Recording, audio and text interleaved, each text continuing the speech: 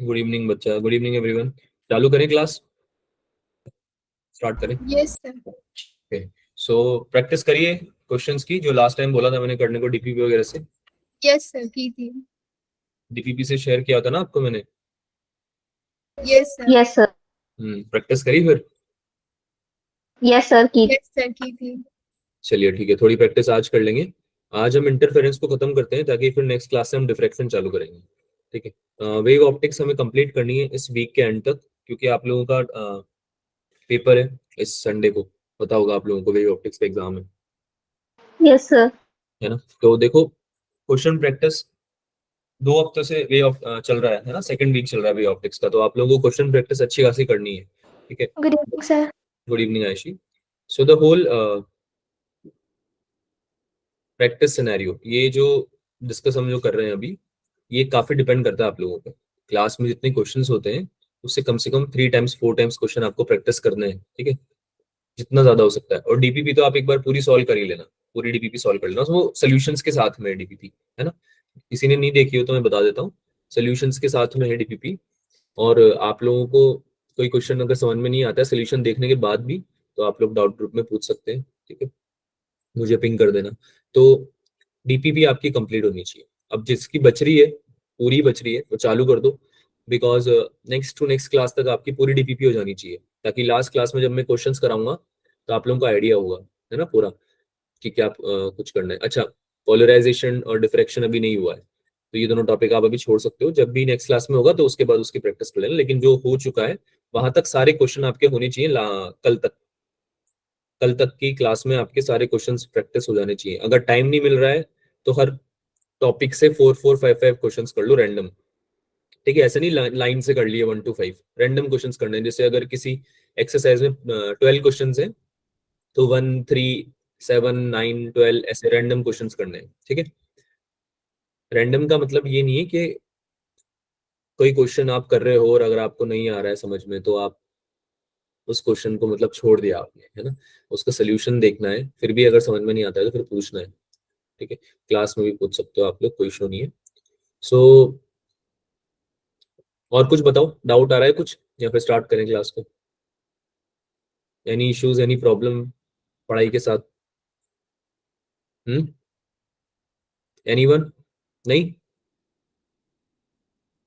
Start करें class आज की फिर। Yes sir. Yes sir. Cool. Yes. हाँ हिम्मत, सर सर के आगे भी बोल। Intensity, what about intensity? Intensity के क्वेश्चन कराने, इंटेंसिटी पे क्वेश्चन करते हैं, उसमें से उसके थ्रू समझ लेंगे। ठीक है, ओके। इंटेंसिटी के बेस पे आपको केवल है ना ज्यादा कुछ समझने की ऐसा कोई जरूरत है नहीं। इंटेंसिटी के आपके ऊपर फॉर्मूला समझना है आपको बस। ठीक है, फॉर्मूला जो है वो इंपॉर्टेंट है। फॉर्मूला आप लोग सब समझ चुके हो, पता है ना। Formula I1 + I2 √2 I1 I2 cos phi, yes sir. है ना। आई मैक्स आई मिनिमम निकालना मैंने सिखा दिया तुमको। कंस्ट्रक्टिव इंटरफेरेंस होता है तो हमारा √I1 + I2 हो जाता है, √I2। और मिनिमम होता है तो फिर माइनस आ जाता है बीच में, है ना, डिस्ट्रक्टिव इंटरफेरेंस के बीच में। तो ये बेसिक चीजें हैं, अगर ये पता होंगी आपको तो मोर देन इनफ है, क्वेश्चन सॉल्व हो जाएंगे। नीट में भी हो जाएंगे, इनफैक्ट नीट में भी इंटेंसिटी के ऊपर कोई डिफिकल्ट क्वेश्चन नहीं आने वाला। ठीक है, हाँ हिम्मत बोलो। सर इसमें ई नोट स्टार वगैरह जो लिखा है ये समझ नहीं आया क्या मतलब है इसका। ई नॉट स्टार, क्वेश्चन बताओ, मुझे पर्सनली शेयर कर दो। ठीक है, सर व्हाट्सएप पर। डेफिनेशन में है पीडीएफ पे ना नीचे जो डेरिवेशन है उसमें है। Derivation, yes sir. Derivation intensity का तो ऐसा कोई डेरिवेशन है नहीं। जो वेक्टर वाले फॉर्मूले थे उससे हमने डिफाइन किया था। उसके अलावा अगर कोई क्वेश्चन है जिसमें कि स्पेशली रिक्वायर्ड है, या कोई टॉपिक है जिसको रेफर कर रहे हो आप, तो वो मुझे आप शेयर कर दो, या तो चैट में कर दो या फिर मुझे व्हाट्सएप कर दो। ठीक है, आइदर केस में I take care of that. ठीक है, जो भी डाउट आते हैं तुम लोग है ना, एक बार क्लास से पहले भी बता दिया करो। एक बार क्लास से पहले लोगे तो मैं क्लास में ले सकता हूँ उसको। ठीक है, क्योंकि क्लास के बीच में हम लोगों को जो पढ़ना होता है फिक्स होता है, तो अगर टाइम मिलता है तो हम ले ही लेते हैं, पर अगर टाइम नहीं मिलता तो फिर वो गुड अगली evening class. Sir. Good evening Salam. ठीक है, तो ये आप समझें कि अगर आपको कोई डाउट है या कोई चीज पढ़नी है, फिर से पढ़नी है ना, कोई टॉपिक ऐसा है जिसको कि आपको समझ में नहीं आ रहा, तो आप एक बार क्लास के पहले बता दें। Okay okay, so I am sharing my screen, let me know अगर आपको विजिबल है क्या। Yes sir. दिख रहा है? Yes sir. Yes sir. ठीक है, तो यस सर। इंटरफेरेंस को कंप्लीट करते हैं आज। इंटरफेरेंस जो टॉपिक है आपका, उसको आज कंप्लीट कर देते हैं। ठीक है, वाईडीएससी या इंटरफेरेंस भी हम बोल सकते हैं, इंटरफेरेंस का पार्ट ही है वाईडीएससी।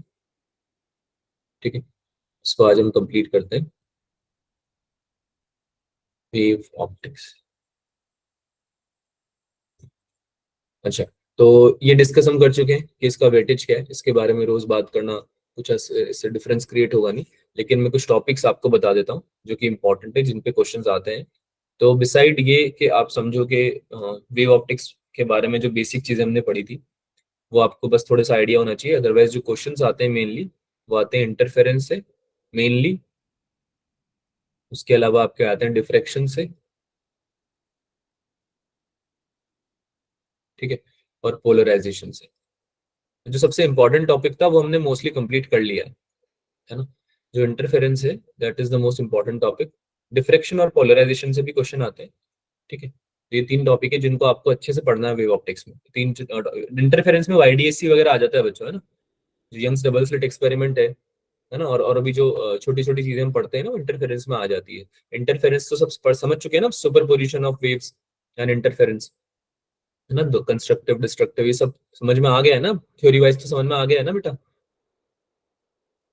है ना। चलो, तो कुछ क्वेश्चन भी हम प्रैक्टिस करेंगे इसके, हो जाएगा क्लियर ये एंड तक। दो कोहेरेंट सोर्सेज हैं, उनकी इंटेंसिटीज दी हुई है I1 और I2, produce at an interference pattern, यानी I1 और I2 जो दो इंटेंसिटीज हैं, इनका इंटरफेरेंस हो रहा है। तुमको पूछ ये रहा है कि ये maximum intensity in the interference pattern will be what. ठीक है, बहुत इजी सा क्वेश्चन है, सॉल्व कर दो इसको। मुस्कान।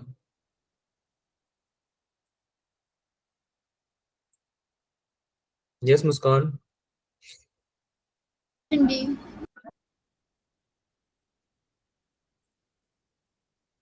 हाँ भाई, क्या आंसर है? Sir D. डी आंसर है। Yes sir. ओके कूल, बाकी बच्चे भी बताओगे भाई, रिजल्टेंट इंटेंसिटी निकालो पहले तो।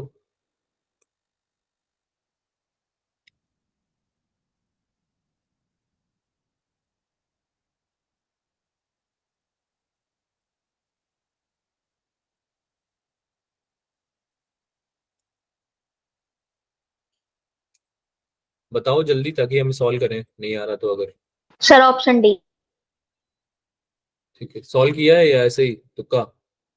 यस सर, किया है सर। पक्का? यस। ओके चलो ठीक है, करते हैं सॉल्व इसको।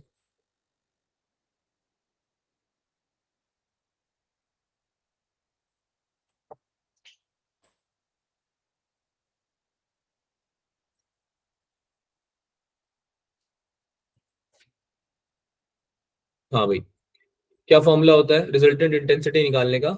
आई R equals to I1 plus I2 two under root I1 I2 cos phi, right?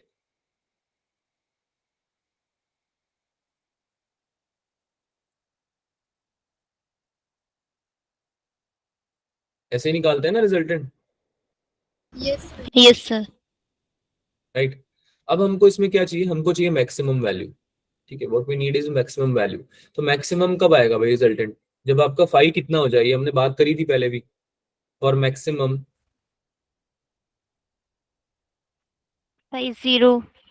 Phi कितना होना चाहिए? 0 होना चाहिए, है ना। Yes yes sir. सर। अगर फॉर्मूला जनरल फॉर्मूला लिखा है तुमने और तुम इसमें मैक्सिमम वैल्यू निकालना चाहते हो, तो ऑब्वियसली तुम इस cos फाई के फैक्टर को मैक्सिमम वैल्यू डालना चाहोगे। तो cos फाई की वैल्यू कितनी होनी चाहिए? 1 होनी चाहिए, है ना। वो कब होती है? जब फाई की वैल्यू 0 हो जाती है, राइट? Yes sir. तो यस कितना हो सर। जाएगा resultant? Yes. I1 plus I2 plus two under root I1 I2।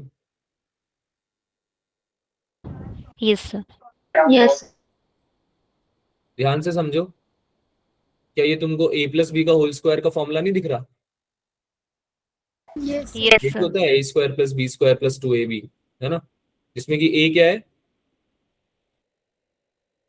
Root I one, और b क्या है, root I to, Root I2 है ना। तो क्या हो जाएगा ये, root I one plus root I two का होल स्क्वायर, whole ये हो square. जाएगा। Yes, Yes, sir. आंसर है डी ऑप्शन। समझ में आया या नहीं आया? आगे sir. Yes, sir. ये आ गया ना, इजी क्वेश्चन है काफी। मैक्सिमम इंटेंसिटी निकालनी किसी इंटरफेरेंस पैटर्न की, तो तुम रिजल्टेंट लिखोगे, उसमें मैक्सिमम वैल्यू जो आ सकती है वो कंडीशन सेटिस्फाई कराओगे, आंसर आ जाएगा, है ना। नहीं समझ में आया? Sir आगे. आई मैक्स की वैल्यू भी यही होती है, under root I one plus under root I two, याद आ रहा है? आई मैक्स की वैल्यू भी यही होती है, under root I one plus under root I two, I max square की वैल्यू होती है ये, है ना। आई मैक्स की वैल्यू आपको निकालनी है तो उसका स्क्वायर कर दो, under root I one plus under root I two का, ठीक है, आई मैक्स आ जाएगा under root I one plus under root I two का होल स्क्वायर। कूल। हमने ना फ्रिंजेस पढ़ी थी बच्चा लास्ट क्लास में, याद आ रहा है किसी को कैसे निकालना होता था? पोजीशंस निकालने के लिए फॉर्मूला डिराइव किया था ना हमने, डी लैम्डा अपॉन डी। बेटा याद है या फिर से डिराइव कराना है? डी लैम्डा अपॉन डी याद है फॉर्मूला, निकलवाया था मैंने, है ना। Yes. Yes, एक sir. ट्राइंगल बनाया था हमने पूरा, आई होप याद आ रहा हो थोड़ा बहुत। ऐसे दो सोर्स लिए थे ना, S1 और S2, दोनों के बीच की जो डिस्टेंस थी उसको स्मॉल डी ले लिया था, है ना, और किसी पॉइंट पे हमने इंटरफेरेंस करा दिया था ना, पी पॉइंट पे, जिसकी की डिस्टेंस कितनी थी आपकी, एक स्लिट की डिस्टेंस स्क्रीन से कितनी थी, कैपिटल डी, राइट, याद आ रहा है? Yes. नहीं आ रहा, भूल गए? बहुत कम बच्चे हाँ बोल रहे हैं भाई, क्या बात है, ये तो हमने लास्ट क्लास में पढ़ा है। अरे पढ़ा है ना लास्ट क्लास में तो। Yes, sir. Yes, sir. तो फिर हाँ ना तो बोलो। मैं क्वेश्चन पूछूं क्या, कुछ ओरल रिवीजन कराएं तुमको, कुछ क्वेश्चन पूछूं? अगर रिवाइज नहीं किया है या पता नहीं है तो बताओ, एक बार फिर से बता देते हैं। वैसे यार ये पता होना चाहिए क्योंकि ये जब 2 बार पढ़ा चुका हूँ मैं इसको, मैं फ्राइडे की क्लास में भी लिया था मैंने इसको, और उसके पहले वाली क्लास में भी लिया था, तो अभी तक तो आपको आ जाना चाहिए था ये कि कैसे निकालते हैं हम ये, राइट। हम स्मॉल एंगल अप्रोक्सीमेशन लिया था हमने, याद आ रहा है ना, पाथ डिफरेंस, पहले टेन थीटा निकाला था, वाई अपॉन डी आया था, है ना। Yes, sir. टेन थीटा निकाला था ना यहाँ से, ये इसके सेंटर से अगर आप सेंट्रल मैक्सिमा पे एक लाइन ड्रॉ करोगे, तो वहां से जब आप एंगल लोगे थीटा, थीटा एंगल लोगे ना, सेम ही थीटा बन रहा था क्योंकि पैरेलल लाइंस कंसीडर कर रहे थे ना हमको, डी बहुत ज्यादा स्मॉल था कैपिटल कैपिटल डी से, है ना। Yes, sir. Small angle approximation ले लिए थे हमने सारे, है ना। टेन थीटा क्या आ रहा था, वाई अपॉन डी आ रहा था, Yes, अरे sir. परपेंडिकुलर अपॉन बेस से निकाला था ना, याद आ रहा है, perpendicular Yes, upon sir. Base, है ना। और ये आपने, ये आपका वाई हो गया सेंट्रल मैक्सिमा से पोजीशन कितनी है इस इंटरफेरेंस की, इस पॉइंट ऑफ इंटरफेरेंस की, है ना, जहाँ पे आपकी क्या बनने वाली है, फ्रिंज बनने वाली है ना, डार्क या ब्राइट, है ना, जो कि आप डिसाइड कर सकते हो आराम से, राइट। कंस्ट्रक्टिव इंटरफेरेंस होगा तो मैक्सिमा आ जाएगा, ब्राइट फ्रिंजेस बन जाएंगी, अदरवाइज हमारी क्या बन जाती है, डार्क फ्रिंजेस, है ना। Destructive. फॉर्म, हाँ, डिस्ट्रक्टिव इंटरफेरेंस के लिए। तो पाथ डिफरेंस हमने निकालना सीख लिया था इसमें, कि पाथ डिफरेंस क्या आएगा, पाथ डिफरेंस आ रहा था इसमें, डेल्टा एक्स क्या आ रहा था, small D into Y upon D, right. Tan theta into delta X से ही निकाला था ना हमने ये, साइन थीटा आ रहा था, तो उसको फिर हमने स्मॉल एंगल अप्रोक्सीमेशन लगा दिया था उसमें। उसके बाद जब हमें position of interference, position of bright fringe या मिनिमम, मिनिमम बोल रहा हूँ, डार्क फ्रिंज हमें निकालनी थी, तो हम क्या कर देते, simple y equals to lambda D by D, right. और अगर हम कंस्ट्रक्टिव की बात कर रहे हैं तो n lambda D by D, bright fringes के लिए। और डार्क फ्रिंजेस के लिए क्या ले रहे थे, ऑड मल्टीपल्स ले रहे थे, याद आ रहा है, ऑड मल्टीपल्स ले रहे थे हम किसके लिए, मिनिमा के लिए, याद आ रहा है ना बच्चों, है ना। 2n Yes, sir. 2n plus minus Yes. 1 D by 2d। देखो यहाँ पे हमने लिखा भी हुआ है 2n plus 1 lambda D upon 2d। ठीक है, ये फॉर्मूला आपको याद रखना है। क्या आ गया आपका ब्राइट के लिए कंस्ट्रक्टिव, और ये वाला किसके लिए डिस्ट्रक्टिव। Destructive. इसको अपनी नोटबुक में भी एक बार नोट कर लेना है फॉर्मूले को। ठीक है, अभी अभी नोट करो इसको। पाथ डिफरेंस तो आएगा n लैम्डा के बराबर वाई डी अपॉन डी, और आपका जो पोजीशन है ब्राइट फ्रिंज का वो आ जाएगा Y N equals to N into lambda D upon D, capital D upon small D. ये याद रखना, स्मॉल डी डिनोमिनेटर में आएगा।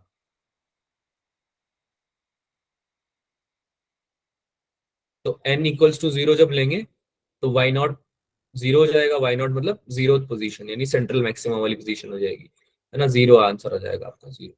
ठीक है, और अगर आप n इक्वल्स टू 1 ले लोगे तो आपका आ जाएगा ये d लैम्डा अपॉन डी। 2 ले लोगे तो 2d lambda upon D, accordingly चल जाएगा ये, है ना। n की जगह वैल्यू रिप्लेस करते रहो बस। सेम तरीके से डार्क फ्रिंज के केस में भी n की जगह वैल्यू रिप्लेस करोगे, 0 डालोगे तो लैम्डा अपॉन 2 आ जाएगा, है ना। यानी कि आपका y आ जाएगा लैम्डा d अपॉन 2d। ठीक है, और जब आप लोगे n इक्वल्स टू 1 तो ये आ जाएगा 3d लैम्डा अपॉन 2d। ऐसे ही चलता जाएगा ये 3 5, है ना, फिर 7 आ जाएगा। तो ये सब फॉर्मूले में पुट करके वैल्यू निकाली जा सकती है, जो भी आपको निकालना है। क्या आप लोगों ने ये फॉर्मूला नोट किया है? Yes, sir. क्या आपको ये फॉर्मूले समझ में आ रहे हैं? Yes, sir. रीजन समझ में आया इसका कि ये फॉर्मूले कहाँ से आए हैं कि Yes, नहीं sir. आया? है ना। सारा रीजन क्या है कि हमको क्या बनाना था, जो डेल्टा पी था, डेल्टा एक्स था, पाथ डिफरेंस, है ना, उसको हम चेंज कर रहे थे अकॉर्डिंगली।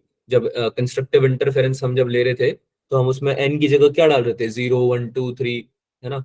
और उसके साथ हमारी जो वैल्यू आ रही थी वो इवन मल्टीपल्स में आ रही थी। जब हमने मिनिमा लिया तो हमारी lambda by 2, 3 lambda by 2, 5 lambda by 2, ये सब वैल्यूज आ रही थी। और क्यों आ रही थी वो हमने डिस्कस कर लिया। पूरा गेम किसका था, कॉस फाई का। किसका गेम था पूरा, कॉस Cos फाई का, phi. है ना। उसका जब हमने ग्राफ बनाया तो हमें रियलाइज हुआ कि भाई जो 0 है उस पे मैक्सिमम वैल्यू आ रही है ना। फिर 2 पाई पे आ रही है, फिर 4 पाई पे आ रही है ना। याद आ रहा है कॉस थीटा की Yes, sir. वैल्यू से। और फिर डिस्ट्रक्टिव के लिए भी हमने निकाला था, है ना, कि पहले मिनिमम वैल्यू किस पे आती है, कॉस फाई, कॉस की मिनिमम वैल्यू किस पे आती है, पाई पे आती है। -1 आता है ना वैल्यू, Yes, sir. राइट। तो -1 के बाद फिर उसमें हम पाई में क्या करते हैं, ऐड करते जाते हैं, 3 पाई 5 पाई। तो जब इसकी वैल्यू हम डालते हैं तो हमारा जो फॉर्मूला बन के आता है वो आता है ऑड मल्टीपल्स। ऑड मल्टीपल्स हम लिखते कैसे हैं, 2n प्लस 1 करके। जैसे n से हम इवन मल्टीपल लिख रहे हैं, ऐसे हम ऑड वाले किससे लिखेंगे, 2n प्लस 1 से। ये बात समझ में आई दोनों? तो काफी इंपॉर्टेंट बात है ये, Yes, sir. रिपीट कर रहा हूँ बार बार। ऑड और इवन, हाँ दीप्ति, बाकी बच्चों को समझ में आई सबको? यार तुम फिर से वही काम कर रहे हो, you are not even, Yes, sir. You not even Yes, sir. thumbs up। Yes, sir. बेटा जो बच्चे बात नहीं करते हैं, तुमको लगता है ऐसा कि बात करने से कोई बहुत बड़ी दिक्कत हो जाएगी, उनसे क्या आप थम्स अप भी नहीं कर सकते हो? आपको थम्स डाउन या थम्स अप करके बताने में भी दिक्कत है? अगर समझ में आ गई है तो you just need to raise your thumb. अगर नहीं आ रही तो आप थंब डाउन करके पूछ लो, है ना। इतना तो कर ही सकते हो, आई गेस इसमें तो मेहनत नहीं लगनी चाहिए। ठीक है, मुझे भी तो पता चलना चाहिए ना समझ में आ रहा है नहीं यार। चलो ठीक है, अब ये फॉर्मूले के यूज से हम काफी सारे क्वेश्चन सॉल्व करेंगे, और फॉर्मूला कहाँ से आया ये जानना जरूरी था, क्योंकि अगर हमें यही नहीं पता चलेगा तो फॉर्मूला कई बार अप्लाई करने में थोड़ा दिमाग लगाना पड़ता है ना। डायरेक्ट फॉर्मूला अप्लाई करके आंसर नहीं आते कई बार। तो उस केस में अगर आपको ये नहीं पता है ना कैसे आया है तो दिक्कत हो जाएगी। तो आई होप ये समझ में आया होगा, नहीं आया तो आप पूछ सकते हो। चलो नेक्स्ट टॉपिक है छोटा सा, ये हम पढ़ चुके थे लास्ट टाइम भी, पर एक बार फिर से पढ़ लेते हैं। फ्रिंज विड्थ की बात कर रहे हैं, ब्राइट फ्रिंज विड्थ की अगर हम बात करते हैं तो हम क्या बोलते हैं कि भाई डिफरेंस कितना आ रहा है बेसिकली nth पोजीशन में और n-1 फ्रिंज, है ना। जैसे कि अगर हमको डार्क का निकालना है, बीटा बी हम बोल रहे हैं, बीटा हम बोल रहे हैं फ्रिंज विड्थ को, बीटा को हम फ्रिंज विड्थ से रिप्रेजेंट करेंगे, मतलब फ्रिंज विड्थ को हम बीटा से रिप्रेजेंट करेंगे, उल्टा बोलने वाले। ठीक है, तो अगर बी लिखा हुआ है नीचे तो इसका मतलब है कि डार्क फ्रिंजेस के बीच का डिफरेंस पूछ रहा है आपसे। ठीक है, क्या हो जाएगा ये, Y dash N minus Y dash N minus 1। ठीक है, यानी कि ब्राइट फ्रिंज सेंट्रल मैक्सिमा से कितनी दूर है, वो हो जाएगा वाई डैश एन, और n-1 वाली फ्रिंज कितनी दूर है, वाई डैश n-1। ये वाली बात समझ में आई सबको? Yes. Yes, sir. अगर मुझे थर्ड वाली पूछी गई है तो मैं y'3 ले लूंगा, और मेरे को डिफरेंस पूछ रहा है ना, ये डिफरेंस विड्थ पूछ रहा है, विड्थ, तो क्या बोलूंगा मैं कि भाई y'3 में से y'2 माइनस कर दो, इन दोनों के बीच का डिफरेंस निकल जाएगा, है ना, यही बताना चाह रहा है वो आपको बेसिकली। ठीक है, और फ्रिंज विड्थ क्या होती है, बीटा बी, बीटा बी से हम रिप्रेजेंट कर रहे हैं। ठीक है, तो ये बीटा बी क्या है, बेसिकली कुछ नहीं है, y'(n-y'(n-1) है, ये जो निकलेगा ना इसका डिफरेंस, उसको ही तुम बीटा बोल रहे हो। तो अगर ये ब्राइट वालों के लिए तुमने निकाला, बात समझ में आई मेरी, तुमने दो पोजीशन निकाली, मान लो तुमने ब्राइट फ्रिंज की दो पोजीशन निकाली, एक निकाली सेकंड ब्राइट फ्रिंज कहां बनेगी और एक निकाली थर्ड ब्राइट फ्रिंज कहां बनेगी। अब उन दोनों के बीच की डिस्टेंस निकालनी है तुमको, थर्ड वाली की और सेकंड वाली के बीच की दूरी निकालनी है ना, डिस्टेंस, तो उसको क्या बोलोगे तुम, फ्रिंज विड्थ बोलोगे, क्या बोलोगे, फ्रिंज विड्थ। Fringe width. अगर तुमने ब्राइट वाले के बीच की निकाली है तो फ्रिंज विड्थ फॉर ब्राइट बोल लो, ब्राइट फ्रिंज विड्थ, और अगर डार्क वाले की निकाली है तो डार्क फ्रिंज विड्थ बोलोगे। समझ में आई, बहुत इजी है समझना, है ना। तो इसको कैसे निकाला हमने, y'(n) को तो हमें फॉर्मूला पता ही है, 2n+1, डार्क वाला है ना डिस्ट्रक्टिव, तो उसके लिए क्या लिखते हैं हम, 2n+1, है ना, 2n+1 λd/2d, अभी अभी पढ़ के आए देखो, थोड़ी देर पहले ही पढ़ा है अभी, ये 2n+1 d/t λ/2d, है ना, ब्राइट डार्क वाले के लिए लिखते हैं। तो y'(n) की वैल्यू रख दी, और y'(n-1) की जगह बस क्या करेंगे, n की जगह n-1 रख देंगे, n को किससे रिप्लेस कर देंगे, n-1 से, सेम बाकी पूरा, है ना, बाकी सेम पूरा। तो जब इसको सॉल्व करेंगे तो आप रियलाइज करोगे नीचे तो 2d और 2d है, ऊपर क्या आ रहा है 2n+1 d और 2n-1+1 d, तो इसमें d अगर आप कॉमन ले लोगे तो ये क्या बन जाएगा भाई, 2n+1, है ना, माइनस में 2n, आगे बोलो, +2 बनेगा क्या, यस सर। है ना, पक्का, पक्का ये बनेगा, यस सर। सॉल्व करो।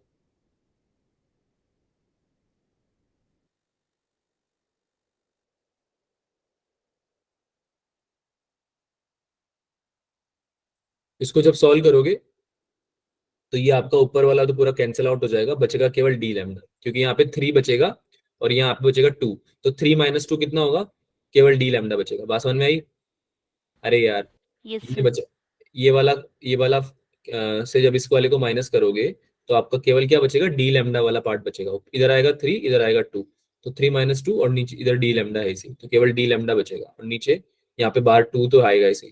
ठीक है, तो d(2d), तो ये 2 से 2 कैंसिल हो जाएगा और बचेगा केवल क्या, d(d)/d, इसको सॉल्व कर लेना, ये आ जाएगा आपका कितना, d(d). अब ये जो है d(d) ये क्या है, d(d) क्या है, fringe fringe width. Width. Fringe width है ये, है ना, फ्रिंज विड्थ है ये, पोजीशन नहीं है। कंफ्यूज तो नहीं हो रहे तुम दोनों चीजों में, पोजीशन और फ्रिंज विड्थ में कंफ्यूज तो नहीं हो रहे। No sir. No sir. No sir. Position क्या है, एक्सप्लेन करेगा कोई, हाथ ऊपर करके एक्सप्लेन करो, सर पोजीशन और फ्रिंज विड्थ में डिफरेंस मुझे कौन बता सकता है, थ्योरी तो मैं पढ़ा चुका हूं मैं, हाथ ऊपर करके बताओ कौन बता सकता है कि सर ये होता है डिफरेंस दोनों में, या दोनों सेम होती है तो फिर वो बता दो। मुस्कान, यस सर। सर पोजीशन जो है वो स्लिट से पी पॉइंट का डिस्टेंस है, और फ्रिंज विड्थ है जितना भी उसका मैक्सिमा या डार्क फ्रिंज है या फिर ब्राइट फ्रिंज है उसका जितना भी डिस्टेंस है उसकी किसका विड्थ। सर किसका विड्थ की जितनी लाइक फ्रिंज की जो भी हमारी डार्क है या फिर ब्राइट है उसकी फ्रिंज की जितनी भी विड्थ है। फ्रिंज की विड्थ कितनी है, ओके। यस अगर मैं आपको बोल रहा हूँ कि मुझे ब्राइट फ्रिंज की विड्थ चाहिए तो कैसे निकालोगे,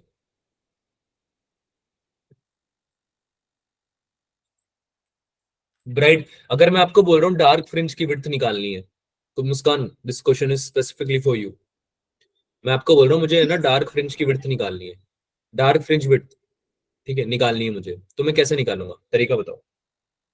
सर 2n+1 λd/d। नहीं मुझे फॉर्मूला नहीं जानना आपसे, मुझे तरीका पता करना है, तरीका क्या है इसका निकालने का, डेफिनेशन वाइज। अगर डार्क फ्रिंज, जैसे कि आपको ये फॉर्मूला ये दे रखा है ना, पैटर्न दे रखा है डार्क और ब्राइट का, ये वाली तो ब्राइट है, दिख के समझ में आ रहा होगा ना, ये वाली ब्राइट है येलो वाली, यस सर। है ना, और ये ब्लैक वाली डार्क है, ये तो समझ में आ रहा है ना देख के बच्चों, यस यस सर। सर। है ना। तो अगर मैं आपको बोल रहा हूँ कि मेरे को है ना फ्रिंज विड्थ निकालनी है किसकी, डार्क वाली, यानी कि मुझे ये निकालना है, ये वाली विड्थ निकालनी है मुझे, बीटा, ये वाली बीटा निकालनी है मुझे ना, डार्क बीटा डी निकालनी है। अभी तक बीटा बी निकाली है मैंने, तो ये मैं कैसे निकालूंगा? दिमाग लगाओ, कोई भी बता सकता है, इट्स नॉट जस्ट मुस्कान, कोई भी बता सकता है, सब लोगों के लिए ओपन क्वेश्चन है ये। जो डार्क फ्रिंज विड्थ है ना, वो कैसे निकलेगी?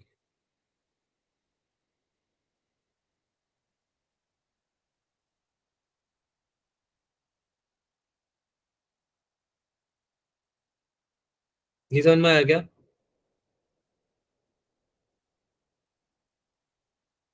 बेटा इट्स अ क्वेश्चन, ये कोई डिस्कशन नहीं हो रहा है, ये सवाल है मेरा। अगर मैं आपको अलग से सवाल पीपीटी में, मतलब ऐसे अलग से स्लाइड बना के पूछता, तो भी तुम बताते ना, सॉल्व करते ना। तो ये वैसा ही सवाल है, बताओ। Y N minus one minus Y N minus one क्या है? वाई एन माइनस वन से वाई एन कैसे माइनस करोगे, पहले तो ये बताओ। वाई एन तो बड़ा नंबर हो गया ना बेटा, वाई एन बड़ी डिस्टेंस है कि वाई एन माइनस वन बड़ी डिस्टेंस है, मुझे ये बताओ पहले तो। Y N. वाई एन बड़ी डिस्टेंस हुई ना, आप समझ रहे हो? वाई एन में जैसे एन की जगह आप कुछ भी डाल दो, एन से कंफ्यूज क्यों हो रहे हो? एन तो एक वेरिएबल है, एन की जगह तुम कुछ भी डाल सकते हो। जैसे तुमने एन की जगह 3 रख दिया, तो वाई थ्री मतलब थर्ड नंबर की ब्राइट फ्रिंज है ना, या थर्ड नंबर की डार्क फ्रिंज, जो भी तुम लेना चाहते हो। ठीक है, तो तीसरे नंबर की और दूसरे नंबर की दोनों में ज्यादा डिस्टेंस किसकी है, ज्यादा लेंथ किसकी आएगी, ज्यादा बड़ा नंबर किसका आएगा, मैग्नीट्यूड थर्ड। किसका?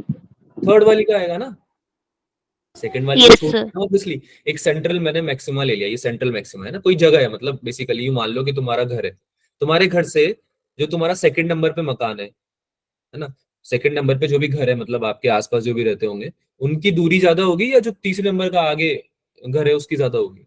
थर्ड वाले थर्ड की की। ज्यादा होगी। थर्ड वाले की। हाँ, तो वाई एन माइनस वन से थोड़ी ना माइनस करूंगा मैं वाई एन को, वाई एन से माइनस करूंगा ना वाई एन माइनस वन को, तो पॉजिटिव वैल्यू लेने के लिए। ठीक है, चलो ठीक है, ये तो माइनस प्लस की बात हो गई। मुझे तुम तो ये बताओ कि वाई एन और वाई एन माइनस वन है क्या? मुझे क्या निकालना है? Again I am repeating the question. मुझे क्या निकालना है? मुझे फ्रिंज विड्थ निकालनी है, डार्क वाली। Y two N plus one minus Y two N plus one minus one, Y two N plus one. Okay, Y two N plus one क्यों लिखा है, मुझे तो ये समझ में नहीं आया। Y two N plus one. हाँ, डार्क फ्रिंज के लिए ऑड नंबर्स लेते हैं ना। तो टू एन प्लस वन उसका फॉर्मूला होता है बेटा, सबस्क्रिप्ट नहीं होती। ये ध्यान से देखो, ये मैंने जब पोजीशन ऑफ ब्राइट फ्रिंज के लिए फॉर्मूला लिखा था, तो भी मैंने वाई एन लिखा था, और जब ब्राइट फ्रिंज के लिए लिखा था तो भी मैंने वाई एन लिखा था, बस यहाँ पे वाई डैश लगा दिया था मैंने, ताकि डिस्टिंग्विश कर सको तुम। अरे बात समझ में आ रही क्या बोल रहा हूँ? आप यस। दोनों को डिस्टिंग्विश कर यस सको, सर। इसलिए डैश लगा दिया मैंने, बस और कुछ नहीं किया। तुम एक बात ये सोचो ना यार, वाई डैश एन या Y dash sorry Y N को मैं वाई अगर टू एन प्लस वन लिख दूंगा, तो फिर मुझे जब फर्स्ट निकालनी होगी तो मुझे वाई उसकी एन की जगह जीरो रखना होगा, राइट? और जब मुझे सेकंड यस। निकालनी होगी, तो मैं एन की जगह वन तो रख ही नहीं पाऊंगा ना। जब मैं एन की जगह वन रखूंगा, तो टू एन तो फोर हो गया, अब प्लस वन तुमने लिख रखा है, तो टू एन प्लस वन कितना हुआ? फाइव। फाइव हो गया। और अगर एन की जगह वन रखता हूँ, तो टू एन तो हो गया टू, और प्लस वन तो थ्री हो गया। तो मेरे को सेकंड फ्रिंज कैसे निकालूंगा, सेकंड पोजीशन कैसे निकालूंगा सेकंड फ्रिंज की? बात समझ में आ रही क्या बोल रहा हूँ मैं? जब मैं टू एन प्लस वन लिखूंगा वाई के नीचे, तो मैं सेकंड तो निकाल ही नहीं पाऊंगा ना उससे। अरे लिख के बताऊं क्या? देखो यहाँ लिखता हूँ, एक तो मैं लिखता हूँ वाई एन, तुम बोल रहे हो Y two N plus one लिखने का। मैं बोल रहा हूँ कि एन मेरे लिए कन्वीनियंट इसलिए है क्योंकि मैं इसमें जीरो डाल सकता हूँ, वन डाल सकता हूँ, टू डाल सकता हूँ, कोई भी नंबर डाल सकता हूँ, है ना, मुझे उस नंबर की फ्रिंज दे देगा वो। लेकिन इस केस में दिक्कत क्या आ रही है कि एन की जगह जीरो रख रहा हूँ, तो मेरे को वाई वन मिल रहा है। जब एन की जगह वन रख रहा हूँ, तो मुझे वाई थ्री मिल रहा है। एक तो जीरो नंबर की नहीं मिली मुझे फ्रिंज, और सेकंड नंबर की फ्रिंज मिल सकती है क्या मुझे इससे? No sir. नहीं मिल रही। No sir. प्रॉब्लम समझ में आई? जो आपने डिम्पल आपने जो दिया है, सॉरी मुस्कान, आपने जो बताया है उसमें दिक्कत समझ में आई क्या बोला मैंने, यस सर। है ना? अब मुझे ऐसे तुम थियोरेटिकली नहीं बता पा रहे हो यार। जैसे तुम्हें अभी मैंने अभी तुम्हारे आंखों के सामने जो लिखा हुआ है वो क्या है? मैंने आपको डार्क फ्रिंज विड्थ निकालना सिखाया है, सॉरी ब्राइट फ्रिंज विड्थ निकालना सिखाया है। बीटा बी क्या है? Bright fringe width. क्या है बीटा बी?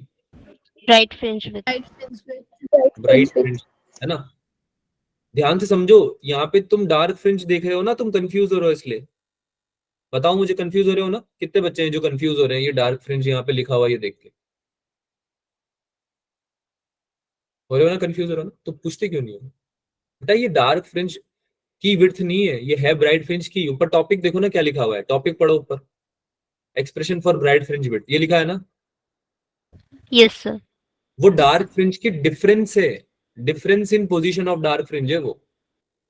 बात समझ में आ रही है? ये पता है क्यों लिखा है इन्होंने? अगर मुझे ब्राइट निकालनी है, सपोज करो कि तुमको यहाँ से ये फर्स्ट वाली ब्राइट फ्रिंज विड्थ निकालनी है, ये वाली, ये फर्स्ट वाला हुआ सेंट्रल मैक्सिमा से सबसे पहले ये आएगी ना ब्राइट वाली। Yes, sir. अब इसकी निकालनी है तो मुझे अगर मैं आगे गया, यहाँ से मैंने चलना स्टार्ट किया, इसको मैं हटा देता हूँ, देखो क्वेश्चन को हटा देता हूँ फिलहाल, इसको समझना एक बार, ध्यान से समझना एक बार, सब लोग इधर देख लो। मैंने सेंट्रल मैक्सिमा से चलना चालू किया, मुझे सबसे पहले क्या मिली? डार्क फ्रिंज मिली क्या? Yes, sir. है ना? Yes. तो थोड़ा और आगे गया, थोड़ा और आगे गया, मैं आ गया फर्स्ट ब्राइट फ्रिंज पे, राइट? यहाँ पे आ गया मैं फर्स्ट ब्राइट फ्रिंज पे। अब मुझे इसकी विड्थ निकालनी है, तो मैं यहाँ तक तो रुक नहीं सकता। क्या मैं यहाँ तक रुकूंगा तो काम चल जाएगा क्या मेरा? No, sir. नहीं चलेगा। तो मैं क्या करूंगा? थोड़ा और आगे जाऊंगा, आगे गया, यहाँ तक आ गया मैं। तो जब मैं यहाँ तक पहुंचा हूं बेटा, तो मुझे क्या पोजीशन मिल गई है सेकंड डार्क वाले की? ये देखो, ये पोजीशन सेकंड डार्क वाले की तो है। Yes, sir. Yes, sir. तो अगर मैं ये पूरी पोजीशन ले लूं सेकंड डार्क वाले तक की, ये देखो ये वाली जो डिस्टेंस ले लूं, और इसमें से माइनस कर दूं मैं क्या? ये फर्स्ट ब्राइट वाले की। बात समझ में आ रही है? तो क्या मेरे को ये वाली दूरी मिल जाएगी, बीच वाली? Yes, sir. आप समझ में आया? Yes, sir. Yes, sir. I am erasing it this all. ठीक है, तो जैसे कि हमको यहाँ पे क्या निकालना था? हमको निकालनी थी ब्राइट फ्रिंज विड्थ। डार्क वाली में तुमसे पूछना, ब्राइट फ्रिंज विड्थ निकालनी थी। तो मैंने क्या करा? सबसे पहले तो मैंने वाई डैश एन निकाला, यानी कि मैंने यहाँ तक की डिस्टेंस निकाल ली। लेट्स से कि मैं ये वाली विड्थ के बारे में बात कर रहा हूँ, है ना? अब ये मत पूछना कि सर ये वाली क्यों निकाली, ये वाली भी तो निकाल सकते थे। हाँ निकाल सकते थे, बिल्कुल निकाल सकते थे। तो यहाँ तो मैंने एक जनरल फॉर्मूला दिया ना तुमको। अरे जब मैं वाई डैश एन लिख रहा हूँ तो एक जनरल बात बोल रहा हूँ ना मैं, तो इसमें तुम कुछ भी डाल दो, Yes, sir. First second Yes, third, sir. अब इसे कुछ भी डालो, कोई दिक्कत ही नहीं है ना? तो ऐसा कुछ नहीं कि ये इस वाले की बात हो रही है, ये इस वाले की भी बात हो रही है, ये इस वाले की भी बात हो रही है, सबकी बात हो रही है। ठीक है, तो ये एक जनरल फॉर्मूला है। तो मैंने क्या बोला कि ये पूरी डिस्टेंस ले लो। देखो मैं यहाँ पे एक बार तुम्हें ग्राफ में भी बता देता हूँ, इसको अगर हम ग्राफ बना दें, इस डायग्राम को अगर हम ग्राफ की तरह ट्रीट करें, तो सेंट्रल से मैंने ली सबसे पहले तो एक डिस्टेंस, कौन सी वाले की? डार्क फ्रिंज की, है ना? Yes, sir. है ना? अगर मैं इसको बोल देता हूँ वाई डैश एन, यानी वाई डैश एन, यानी एन में कुछ भी डाल दो, लेट्स से कि यहाँ पे थर्ड है तो वाई डैश 3 ले ली मैंने, ना? लेट्स से वाई डैश 3 ले ली। ये थर्ड डार्क फ्रिंज की पोजीशन क्या है सेंट्रल मैक्सिमा से, ये मैंने ले लिया, है ना? फिर मैंने बोला कि यार एक काम करो, वाई डैश एन माइनस 1 निकालो। वाई डैश एन माइनस 1 क्या हुआ?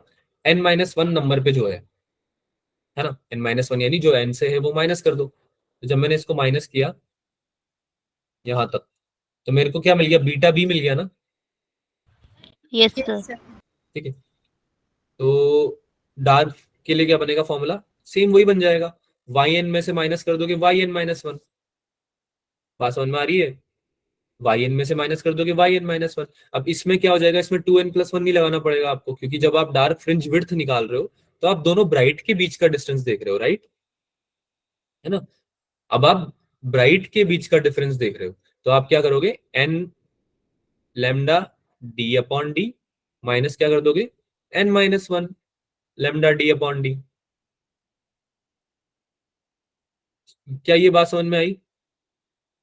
Yes, sir. है ना? Yes, sir.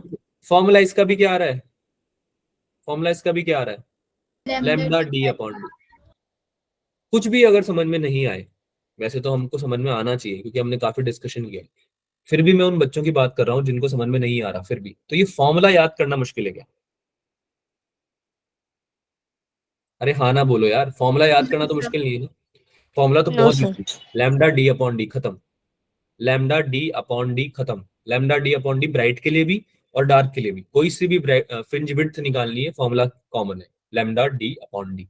क्योंकि और फॉर्मूला सेम क्यों आ रहा है लॉजिकली अगर हम बात करें तो फॉर्मूला सेम इसलिए आ रहा है क्योंकि हम दो फ्रिंजेस के बीच की विड्थ निकाल रहे हैं। विड्थ तो सेम ही होने वाली है ना, अरे विड्थ तो सेम ही होने वाली है ना, चाहे ब्राइट के बीच ब्राइट की हो या डार्क की हो, विड्थ तो सेम होने वाली है। पोजीशंस में Yes, sir. ना पोजीशंस में अंतर आ सकता है, विड्थ तो सेम है, विड्थ तो उनके बीच का डिफरेंस है। ठीक है, तो आई होप ये समझ में आ गया होगा सबको। Cool. The expressions for fringe widths show that the fringes are equally spaced on the screen. और ये एक्सप्रेशन आया ना सेम, इससे हमें क्या पता चल रहा है कि जो ये फ्रिंजेस हैं ये क्या है, इक्वली स्पेस्ड है स्क्रीन पे। यानी कि जितनी बड़ी आपकी डार्क है उतनी बड़ी आपकी क्या है, ब्राइट। Bright. ना सेम है ये, सबका क्या है सेम है, बीटा बीटा बीटा, है ना, सबकी क्या है सेम है। चले आगे। Yes, sir. Yes. एक क्वेश्चन है छोटा सा, इसको कर दो। फ्रिंज विड्थ के ऊपर क्वेश्चन है, अभी जस्ट पढ़ा है आप लोगों ने, इसको सॉल्व कर दो।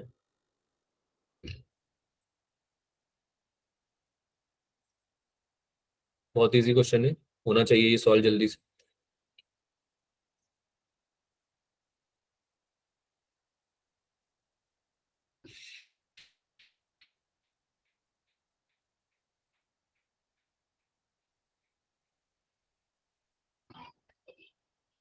चैट में आंसर करेंगे जिनका आ जाएगा।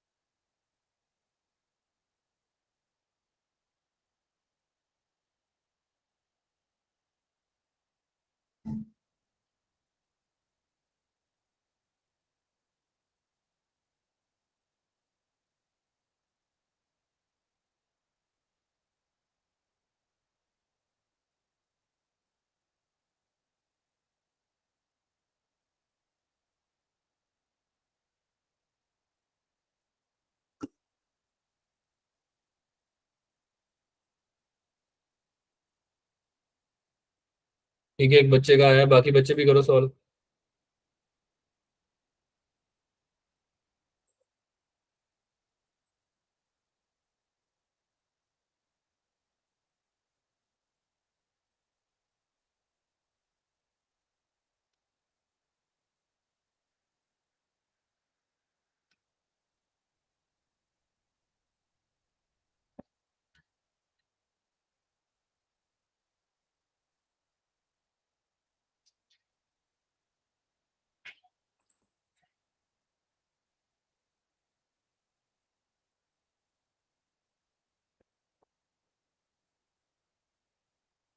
करें, सॉल्व करें। Yes, sir. कितना आंसर आ रहा है? Sir, 11.7 कुछ आ रहा है. 11.7 आ रहा है। Fringe width Yes, sir. लगाया था। Sir, 2.9 into 10 की पावर -4 आ रहा है। बिल्कुल सही। किसका आ रहा है ये 2.9 into 10 की पावर -4? सर मुस्कान। ओके, तो ये 11.7 क्यों लिखा है? अच्छा, मुस्कान कुमारी ने लिखा है वो, ठीक है। तुम हो भी तो यार एक से ज्यादा मुस्कान। सर मुस्कान कुमारी ने बताया, मुस्कान ने लिखा है। अच्छा अच्छा, अरे यार ये इंटरफेरेंस ज्यादा इजी है यार तुम लोगों के नाम से तो काफी कंफ्यूजिंग है। और कोई मुस्कान तो नहीं है भाई मार्केट में, तो ही है ना सर हमारे एक और है, मुस्कान गुप्ता भी है। इसी क्लास में। Yes sir. Yes. भाई मुस्कान गुप्ता हाजिर हो? मुस्कान गुप्ता तो हाजिर ही नहीं हो रही है। चलो कोई बात नहीं, बात नहीं करना चाहते तो कोई बात नहीं, लेकिन आंसर जरूर किया करो, है ना। कंफ्यूजन चलेगा मुझे, लेकिन आंसर किया करो, ठीक है। यही आ रहा था, प्रिंस का भी यही आ रहा था, ठीक है, बढ़िया बात है। सॉल्व करते हैं इसको। हाँ भाई, क्वेश्चन में दिया हुआ है आपको स्लिट्स जो है उनके बीच का डिस्टेंस कितना पार्ट, 0.2 सेंटीमीटर, यानी कि आपको दिया हुआ है स्मॉल डी की वैल्यू, है ना, 2 × 10⁻³ कितना है, 2 × 10⁻³ मीटर। समझ में आई है? 0.2 सेंटीमीटर को लिखा है मैंने, यस यस सर। है ना? 0.2 सेंटीमीटर को लिखा है मीटर में और कुछ नहीं किया। अब लैम्डा दे रखा है एमस्ट्रॉन्ग में, तो लैम्डा आर्मस्ट्रॉन्ग में लोग तो लोगे नहीं तुम। जिसने भी वेवलेंथ को 5896 लिया है उसका गलत आया होगा, क्योंकि आपको इसको किस में लेना था, मीटर में। कैसे लेंगे? 10 की पावर -10 से -10। मल्टीप्लाई। ये कुछ चीजें हैं जो कि प्रॉब्लम करती हैं। आपको फॉर्मूला पता है? कौन सा फॉर्मूला है? चलो फॉर्मूला तो बताओ पहले। बीटा निकालने का फॉर्मूला क्या होता लैम्डा कैपिटल डी अपॉन में स्मॉल टी। है ना?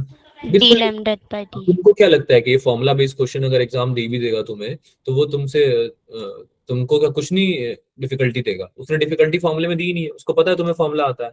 एग्जामिनर को पता है आपको फॉर्मूला आता है, लेकिन एग्जामिनर को ये भी पता है कि आपको यूनिट कन्वर्जन नहीं आता, है ना? एमस्ट्रॉन्ग को मीटर में कैसे कन्वर्ट करते हैं, नहीं आता आप लोगों को ये बात। मैं बोल रहा हूँ कई, तो मेरी गारंटी है काफी बच्चों को नहीं आता होगा। तो ये चीजें हैं जहां पे आपको वर्क करना है ना? जैसे कि याद आ रहे हैं वो क्वेश्चन जहाँ पे कुछ मैथमेटिकल टूल्स यूज होते थे, है ना? वेक्टर्स यूज होते थे, ट्रिग्नोमेट्री यूज होती थी, और उसकी वजह से क्वेश्चन गलत हो जाते थे। तो तुमको अगर ऐसा लगता है ना कि फिजिक्स इज जस्ट फिजिक्स, तो आप कभी भी फिजिक्स में स्कोर नहीं कर सकते, because physics is not physics, it's an amalgamation of physics and maths. कभी भी मैथ्स के बिना फिजिक्स सॉल्व नहीं कर पाओगे, और फिजिक्स के कॉन्सेप्ट तो लगाए बिना मैथ्स आने का कोई फायदा नहीं है बेसिकली, है ना? तो आप लोग जो भी रिक्वायर है, यूनिट एंड मेजरमेंट वाला चैप्टर हो गया 11th क्लास का, बेसिक मैथमेटिक्स वाला चैप्टर हो गया, ठीक है? इसमें सब आ जाता है, ट्रिग्नोमेट्री आ गई, वेक्टर आ गया, लॉगरिथमिक फंक्शन आ गए, है ना, लॉग वगैरह। उसके अलावा इंटीग्रेशन, डिफरेंशिएशन, ये सब चीजों की प्रैक्टिस करके रखो। ये मैं बहुत बार बोल चुका हूँ। यूनिट आपको पता होनी चाहिए, आपको ये पता होना चाहिए कि भाई कन्वर्जन कैसे होते हैं इनके, है ना? चलो भाई, आगे क्या दे रखा है? What would be the fringe width on a screen placed 1 metre apart, यानी कैपिटल डी की वैल्यू कितनी दे रखी है? 1 मीटर। इसको भी चेंज करना है क्या? No sir. No sir. Already metre में दे रखा है, अब तो बस फॉर्मूले में पुट करना है। कितना हो जाएगा? 5896 into 10⁻⁻10 multiply by 1 divided by 2 into 10⁻⁻3। सही है? Yes sir. सही है। अब तो सॉल्व करना है बस, और कुछ नहीं करना। देखो -3 ऊपर चला जाएगा तो ये कितना हो जाएगा? +3 हो जाएगा, -7। है ना? तो -7 हो जाएगा। अब अगर आपको 2 को डिवाइड करना है 5896 को, तो ये हो जाएगा अप्रोक्सीमेटली, कितना होगा ये? 2948। 2948, है ना? अप्रोक्सीमेटली आ जाएगा, अप्रोक्सीमेटली का एग्जैक्ट आएगा 2948, तो 2948 मल्टीप्लाई बाय 10⁻⁻7, 7। है ना? अब इसको आप क्या ले लोगे भाई? सिंगल पॉइंट पे लेना चाहोगे आप इसको आंसर को? जनरली हम एक ही डेसिमल रखते हैं, मतलब बेसिकली आपको 2948, हाँ, यूनिट में आपको में आंसर देना है, ठीक है, सिंगल में। तो ये क्या हो जाएगा? 10⁻⁻4। 4। और आगे एम, मीटर। यस। ठीक है। अगर आपको एमएम में दिया हुआ हो तो फिर आप इसको एमएम में जरूर कन्वर्ट कर सकते हो। ये अप्रोक्सीमेटली 0.3 mm के बराबर है। अप्रोक्सीमेटली 0.3 mm के बराबर है। हो सकता है मिलीमीटर में भी पूछ ले, पर या तो एम में पूछेगा या एमएम में पूछेगा। जनरली एमस्ट्रॉन्ग में पूछेगा उसका कोई चांस नहीं है, सेंटीमीटर में पूछेगा उसका कोई चांस नहीं, बहुत रेयर। क्योंकि जो हमारे स्टैंडर्ड्स होते हैं ना बच्चों, जो हमारे स्टैंडर्ड्स होते हैं, जैसे कि तुम एक्सपेरिमेंट करने जाओगे, तो एक्सपेरिमेंट में या तो आपको स्टैंडर्ड वाइज मीटर में तो ऐसा यूनिट होती है, तो वो तो उसमें पूछ ही सकता है, वरना आपको एमएम में दिया जाता है। जो आपकी स्लिट्स वगैरह बनती है ना, वो एमएम में दी जाती है। तो ये रीजन होता है कि क्वेश्चन भी आपसे उन्हीं यूनिट्स में पूछना प्रेफर करता है। तो ये एमएम, मीटर, आर्मस्ट्रॉन्ग, ये सब एक बार यूनिट पढ़ के रखो, है ना? इनकी कन्वर्जन पढ़ के रखो। आगे चलते हैं। इसमें डाउट है किसी को? No sir. Okay, solve the next question. The two slits at a distance of 1 mm are illuminated by the light of wavelength 6.5 into 10⁻⁷ meter. The interference fringes are observed on a screen placed at a distance of 1 meter. यानी capital D दिया हुआ है तुमको, small D दिया हुआ है तुमको, और वेवलेंथ दी हुई है तुमको। तुमसे distance between third dark fringe और फिफ्थ ब्राइट फ्रिंज पूछा जा रहा है। देखते हैं कि आप कितनी देर में कर पाते हो उसको।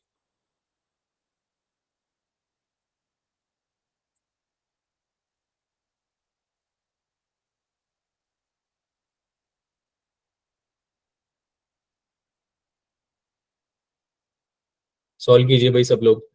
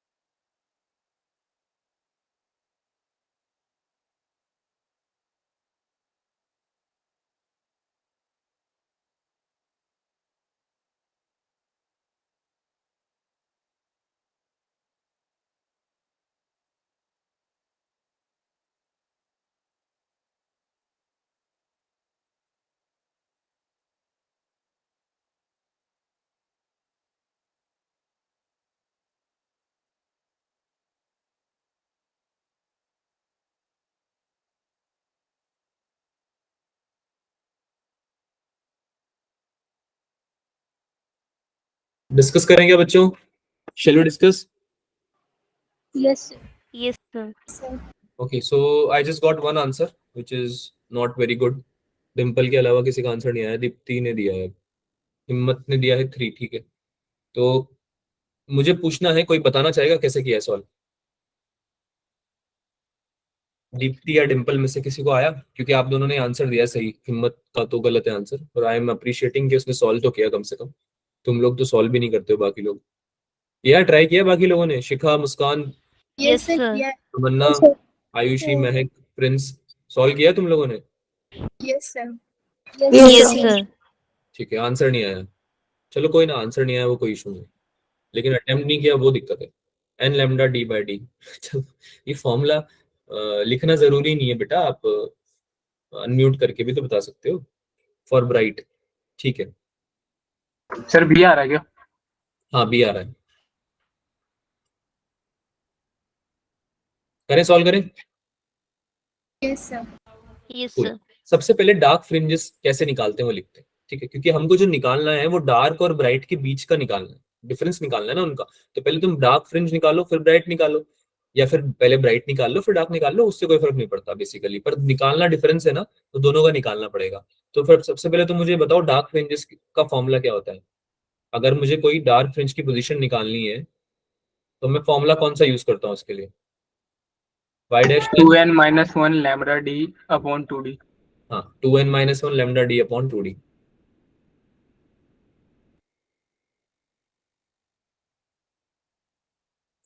ठीक है। और ठीक है, दोनों फॉर्मूले होते हैं बेटा, 2n+1 भी होता है 2n-1 भी होता है, ठीक है। ये n की वैल्यू पर डिपेंड करता है। तो अगर आप 3 नंबर का निकाल रहे हो जैसे, तो आप क्या करोगे, n की जगह क्या रख दोगे यहाँ पे? 2 रखोगे 3. ना, n की जगह 3 रखोगे तो कैसे काम चलेगा, 5 आ जाएगा। कौन सी Yes, वाली sir. बोल रहा है क्वेश्चन में, कौन सी वाली बोल रहा है देखो ना, the distance between third dark fringe, dark fringe कौन सी है, थर्ड वाली है, राइट, Yes, sir. 3 वाली है, तो ये क्या आ जाएगा, और आंसर क्या आ जाएगा बताओ? अरे भाई 1.62 3 mm। lambda d upon 2d. क्या 3 लैम्डा डी अपॉन 2d, पक्का?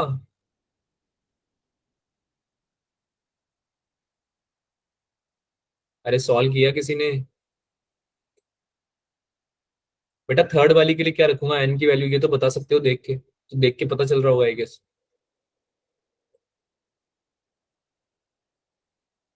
यार कोई जवाब ही नहीं दे रहा है, क्या बात है? चैट में लिख रहे हो क्या तुम लोग? मैं चैट पढ़ नहीं रहा क्योंकि, अच्छा चैट में लिख रहे हो तुम, हाँ वही मैं सोचूं कि कोई जवाब ही नहीं दे रहा है, ठीक है। तो एन की जगह मैं क्या रखूंगा भाई, 3 रखूंगा ना, Yes. की जगह तो 3 Yes. रखूंगा ना, तो कितना हो जाएगा ये 5 लैम्डा डी बाई 2d, है ना, एन की जगह 3 रख दिया मैंने बेसिकली, ठीक है। आगे चलते हैं, bright,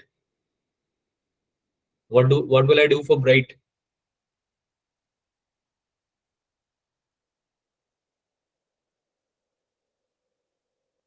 n lambda D by D.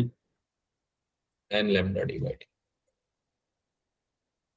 कितना आ जाएगा, फिफ्थ वाली निकालनी है, y5, Yes, sir. है ना, फिफ्थ लिखा है ना, फिफ्थ ब्राइट फ्रिंज कितना हो जाएगा, 5 लैम्डा डी अपॉन डी। अब मुझे ये बोल रहा है कि मुझे बस कुछ नहीं निकालना, interference fringes are observed on the screen, please distance, और ये पूछ रहा है मुझसे distance between third and fifth, यानी कि मुझे y5 माइनस y3 निकालना है बेसिकली, अज्यूमिंग कि ये बड़ा होगा, जो कि ये भी सही दिखने से पता चल रहा है, ब्राइट वाला बड़ा है डार्क वाले से, तो कितना आ जाएगा 5 lambda D upon D minus 5 lambda capital D upon 2d, है ना। इसको मैं सॉल्व करूंगा तो कितना आ जाएगा, आधा हो जाएगा इसका basically, it will be half of this 5 lambda D upon 2d, that will be your answer, 5 lambda capital D upon 2d। अब इसमें वैल्यू पुट करना है, अभी आंसर नहीं आया है, ठीक है, लेकिन मुझे पूरी उम्मीद है कि तुम वैल्यू पुट कर लोगे ना वैल्यू तो पुट, 5 यस लैम्डा की जगह 6.5 इंटू 10 पर माइनस 7 Yes, sir. लगा देना, है ना, और स्मॉल डी की जगह रख दोगे 2 इंटू 10 टू द पावर 2 नहीं sorry 10 to the power minus 3, 2 तो नीचे डिनोमिनेटर में ऑलरेडी है, और कैपिटल डी की वैल्यू 1 मीटर दे ही रखी है, ठीक है। तो आंसर बता देता हूं मैं, आंसर कितना आ रहा है, इसका डिफरेंस कितना आ रहा है, 1.63। हाँ 1.63 mm में कन्वर्ट करना मत भूलना। हो सकता है आपका मीटर में आंसर ये नहीं आ रहा हो, लेकिन आप mm में कन्वर्ट करोगे तो आपका ये आंसर आ जाएगा। अब मुझे बताइए इसमें डाउट है ये किसी को, या आगे चलें? No sir. 1.63, हाँ अप्रोक्सीमेटली ये आएगा, मतलब देख लेना। Okay, geometrical path and optical path. अब देखो, actual distance travel by light in a medium is called geometrical path, यानी कि एक्चुअली में कितना डिस्टेंस ट्रैवल किया है तुम्हारी लाइट ने, ठीक है, ये होता है तुम्हारा ज्योमेट्रिकल पाथ। सबसे पहले तो उसको समझना है। तो जैसे कि अगर लाइट की कोई इक्वेशन लिख लेते हैं हम, साइन वेव भी होती है, तो इसकी इक्वेशन क्या लिखेंगे, E equals to E naught sine omega T minus K X plus Y, जिसमें ये क्या हो जाता है पूरा तुम्हारा फेज। अरे फेज हो जाता है ना पूरा ये तुम्हारा, phase angle. Yes, sir. Yes light travels by delta x, it's phase changes by के डेल्टा एक्स। ये भी हम पढ़ चुके हैं कि अगर डेल्टा एक्स पाथ डिफरेंस पे अगर आपकी लाइट ट्रैवल करती है तो उसका फेज चेंज हो जाता है। अगर पाथ डिफरेंस में बदलाव आएगा, यानी कि if there is a path difference there will be a phase difference. ये बात हो चुकी है हमारी पहले, है ना? Yes, रास्ते sir. में अगर बदलाव आएगा तो फेज में ही बदलाव आएगा, क्योंकि डिपेंड करता है उस चीज पे, वो पाथ पे डिपेंड करता है फेज आपका, राइट? तो omega upon V into delta X, K की वैल्यू लिख रहे हैं बेसिकली हम, ठीक है, ओमेगा अपॉन वी। ओमेगा क्या, फ्रीक्वेंसी ऑफ द लाइट है। It does not depend on medium, frequency of light medium पे डिपेंड नहीं करेगी। और वी जो स्पीड ऑफ लाइट है इट डिपेंड्स ऑन मीडियम, कैसे डिपेंड करती है, सी अपॉन म्यू। सी क्या है इसमें, सी क्या है इसमें, यानी gases, Speed of light light speed of light in what, in vacuum. ठीक है। और म्यू क्या है, रिफ्लेक्टिव इंडेक्स, ठीक है। म्यू क्या है, रिफ्लेक्टिव इंडेक्स। और ये बात इस चैप्टर की नहीं है, ये तो तुम्हें पहले से पता होनी चाहिए, यस है ना? ये तो आपको पता होनी चाहिए। तो एब्सोल्यूट रिफ्लेक्टिव इंडेक्स का फॉर्मूला भी होता है सी अपॉन वी, पढ़ाया था ना मैंने। रिफ्लेक्टिव इंडेक्स का फॉर्मूला क्या होता है, speed of light in vacuum divide by speed of light in medium. तो हमने पढ़ा था ना Yes, इससे sir. पहले वाले चैप्टर में, वहां से निकाला है हमने बेसिकली। तो चेंज इन फेज क्या हो जाएगा, डेल्टा फाई इज डेल्टा के डेल्टा एक्स। ये फॉर्मूला हमने अभी पढ़ा है अभी थोड़ी देर पहले वाईडीएससी में, कि डेल्टा फाई होता है आपका के डेल्टा एक्स। तो इसमें बस बदलाव ये आया है कि हमने के की जगह फ्रीक्वेंसी और लाइट जो है, स्पीड ऑफ लाइट, ठीक है, वो यूज कर लिया है, और कोई चेंज नहीं आया है, ठीक है।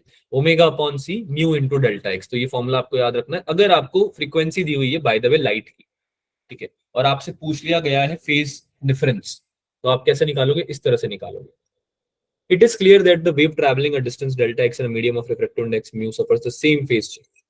जो वेव ट्रैवल कर रही है डेल्टा एक्स पाथ डिफरेंस पे मीडियम में, जिसका कि रिफ्रैक्टिव इंडेक्स म्यू दे रखा है, वो सेम फेज चेंज क्या करेगी, सफर करेगी, यानी कि देखेगी वो, as when it travels distance mu delta X in vacuum. बात समझ में आई क्या बोला मैंने? कोई मीडियम लो, कोई मीडियम लो, उसमें लाइट को ऑब्जर्व करो। अगर तुम्हारी लाइट ने डेल्टा एक्स का पाथ डिफरेंस क्या किया है, कवर किया है किसी मीडियम में, तो वो बिल्कुल एग्जैक्टली सेम होगा जब वही लाइट वैक्यूम में म्यू इंटू डेल्टा एक्स का पाथ डिफरेंस कवर करेगी। क्या ये दोनों में डिफरेंस समझ में आया? एक वैक्यूम में देख रहे हो, एक मीडियम में देख रहे हो, लेकिन सेम पाथ डिफरेंस आ रहा है। क्यों आ रहा है ऐसा? सेम फेज चेंज आ रहा है, सॉरी, सेम फेज चेंज आ रहा है। क्यों आ रहा है ऐसा? क्योंकि वो म्यू टाइम्स है। अरे वैक्यूम में तो कोई रिफ्रैक्टिव इंडेक्स होती नहीं है ना, बात समझ में आ रही है? Yes, vacuum sir. यस के कंपैरिजन में जब मीडियम की बात करोगे तो म्यू टाइम्स होना चाहिए ना, डिवाइडेड Yes, भी sir. या फिर वैक्यूम में बात मल्टीप्लाई बाय म्यू हो जाए, ठीक है। That is a path length of delta X in medium of refractive index mu is equal into path length of mu delta X in vacuum. तो ऐसा हो सकता है कि कभी आपको वैक्यूम में दे दे और मीडियम में पूछ ले, तो तुम याद रखना कि जो वैक्यूम में दिया हुआ है ना तुमको पाथ डिफरेंस, उसको डेल्टा एक्स मत लिख देना गलती से, उसको म्यू डेल्टा एक्स लिख के सॉल्व करना। और डेफिनेटली रिफ्रैक्टिव इंडेक्स का वैल्यू दिया होगा या तो क्वेश्चन में, या फिर रिफ्रैक्टिव इंडेक्स का तरीका दिया होगा निकालने का, है ना? सी अपॉन वी दे दिया होगा, speed of light in medium दे दी होगी, और सी का वैल्यू तो पता ही होता है आपको। तो पहले रिफ्रैक्टिव इंडेक्स निकाल लेना उससे, फिर उसको मल्टीप्लाई कर देना डेल्टा एक्स से, तब जाके आपका फेज आएगा क्या, मीडियम में। तो ये बात बहुत इंपॉर्टेंट है, इसको याद रखना आगे, है ना? ये डिफरेंस पता होता है बेसिकली दोनों में, मीडियम और वैक्यूम में, ठीक है। So the quantity mu delta x is called the optical path length of light. जो म्यू डेल्टा एक्स है ना, उसका नाम है, क्या नाम है, ऑप्टिकल पाथ लेंथ। तो क्या ज्योमेट्रिकल पाथ और ऑप्टिकल पाथ लेंथ में डिफरेंस समझ में आया सबको? बेटा ज्योमेट्रिकल पाथ तो आपका क्या हो गया, डेल्टा एक्स, और ऑप्टिकल पाथ क्या हो गया, अरे बोलो। Delta 5। Mu delta x. Mu delta x. Delta x तो हो गया ज्योमेट्रिकल पाथ, है ना, जब आपका मीडियम में ट्रैवल कर रहा है वो सिंपल। और म्यू डेल्टा एक्स क्या हो गया? ऑप्टिकल पाथ, जब वो कहाँ ट्रैवल कर रहा है? वैक्यूम में, राइट, यस सर। है ना। तो इनमें से कोई यस सी भी टर्म दी हुई हो, अब तुम्हें आइडिया लग गया है कि अगर आपको ऑप्टिकल पाथ दिया हुआ है, क्वेश्चन में दिया हुआ होगा the optical path length of the light is this into this, है ना, या फिर ये दी हुई है, तो तुम उसको डेल्टा एक्स की तरह यूज नहीं करोगे, तुम उसको म्यू डेल्टा एक्स की तरह यूज करोगे। ये है इस पूरी कहानी का सार। समझ में आया? Yes sir. ठीक है, आगे चले। Yes sir. ओके, इसको डेल्टा एक्स ओपीटी, है ना, वैसे तो ये ऑप्टिकल पाथ लेंथ का वो है, सब्सक्रिप्ट है ओपीटी, ऑप्टिकल को ओपीटी लिखा हुआ है उसमें, ये लिखते हैं लोग। पर अगर आपको नहीं लिखना, आप मत लिखो, generally optical path length mention किया जाएगा, है ना। पर अगर कहीं पे मेंशन हो एक्स डेल्टा एक्स ओपीटी, तो कंफ्यूज मत होना, उसका मतलब यही होता है ऑप्टिकल पाथ लेंथ। ठीक है, so in terms of optical path length phase difference would be given as, अब डेल्टा फाई अभी तक तो हमारा के डेल्टा एक्स था, जिसको हमने ओमेगा अपॉन सी म्यू डेल्टा एक्स लिख दिया था, है ना। तो अब आपका ये क्या हो जाएगा? Omega upon C delta X OPT, क्योंकि म्यू डेल्टा एक्स का क्या वैल्यू है, मतलब म्यू डेल्टा एक्स को क्या बोल रहे हैं हम? डेल्टा एक्स ओपीटी तो बोल रहे हैं ना, optical path yes length sir. तो बोल रहे हैं इसको, है ना। अच्छा, 2 पाई अपॉन लेमडा नॉट भी होता है ओमेगा अपॉन सी का वैल्यू, क्योंकि के का वैल्यू मैंने बताया था ना तुमको, 2 पाई अपॉन लेमडा होता है, याद आ रहा है? इसके पहले वाले टॉपिक में यस बताया सर। था, है ना। Yes sir. Yes sir. 2 pi upon lambda naught क्या है? ओमेगा अपॉन सी है। अब ये लेमडा नॉट क्यों लिखा है मैंने? क्योंकि मैं यहाँ पे सी ले रहा हूँ, वी नहीं ले रहा, है ना। Speed of light in vacuum ले रहा हूँ मैं, तो एक आइडियल वैल्यू होगी, ये चेंज नहीं होगी। Speed of light in vacuum change होती है क्या कभी? No no sir. सर। हाँ, तो बस उसके रेफरेंस में लिया, wavelength of light in vacuum लिए मैंने, देखो लिखा भी हुआ है यहाँ पे नीचे, wavelength of light in vacuum लिए, इसलिए मैंने इसको लैम्डा नॉट से रिप्रेजेंट किया है। केवल लैम्डा से रिप्रेजेंट करता तो ये वेवलेंथ जो है लाइट की, वो वैक्यूम में नहीं होती, किसमें होती? किसमें होती? बोल दो। अरे, लैम्डा नॉट लिख रहा हूं तो wavelength of light in vacuum है, अगर केवल लैम्डा लिखता तो wavelength of light in what, किसमें होती? मीडियम। मीडियम में। डिफरेंस समझ में आया दोनों में? Yes sir. Yes sir. चलो, यस तो सर। ये पूरा गेम समझ में आ गया तुम्हें, अब दोनों में डिफरेंस समझ में आ गया बेसिकली। अगर वैक्यूम और मीडियम दोनों में कंपैरिजन होगा तो ऐसे होगा, ठीक है। अच्छा, एक छोटा सा टॉपिक है, इसको आप खुद से भी पढ़ सकते हो, क्योंकि ये एक टॉपिक मैंने इसलिए लिया कि इसमें कुछ क्वेश्चंस आ जाते हैं कभी कभी। ये क्या करते हैं कि एक ग्लास स्लैब को इंट्रोड्यूस कर देते हैं। ये दिख रही सबको एक glass slab? Yes yes sir. तो क्वेश्चन को कॉम्प्लिकेट करने के लिए, वैसे तो नीट आपसे इतने कॉम्प्लिकेटेड क्वेश्चन नहीं पूछेगा, मोस्ट प्रोबेबली नहीं पूछेगा, but we should be prepare for the worst. तो कभी क्या होगा, आपको नीट है ना, एक ग्लास स्लैब दे देगा बीच में, यानी कि 2 स्लिट्स दे दी, एक स्क्रीन दे दी, इंटरफेरेंस करा रहा है बिल्कुल वैसे ही जैसे कि पहले होता था, लेकिन बीच में क्या दे दिया, उस पूरे रास्ते के बीच में ग्लास स्लैब लगा दी। अब ग्लास स्लैब लगाने से डिफरेंस आ जाएगा थोड़ा। So on interaction of thin glass slab of thickness T and refractive index mu, optical path of the रे, जो ऑप्टिकल पाथ आ रहा था ना पहले, पहले जो पाथ आ रहा था हमारा ज्योमेट्रिकल पाथ, या ऑप्टिकल पाथ, है ना, उसमें अब तुम्हारा जो ग्लास स्लैब है उसका कॉन्ट्रीब्यूशन भी इंक्लूड हो जाएगा। ठीक है, तो इंक्रीज किससे कर जाएगा वो? T into mu minus 1 time से। अरे S1P आ रहा था ना बच्चों पहले, S1P, है ना, यस इस सर। वाले पॉइंट से P पॉइंट की दूरी आ रही थी ना, जो पहले वाले पहले वाले होल से जो P की दूरी आ रही थी, है ना। तो ये वाली दूरी में अब तुम क्या कर दोगे, अगर तुम्हारी यहाँ पे ग्लास स्लैब इंट्रोड्यूस हुई है तो T into mu minus 1 times multiply कर दोगे इस पाथ को। ठीक है, तो पाथ डिफरेंस चेंज हो जाएगा अब S1 और S2 के बीच का।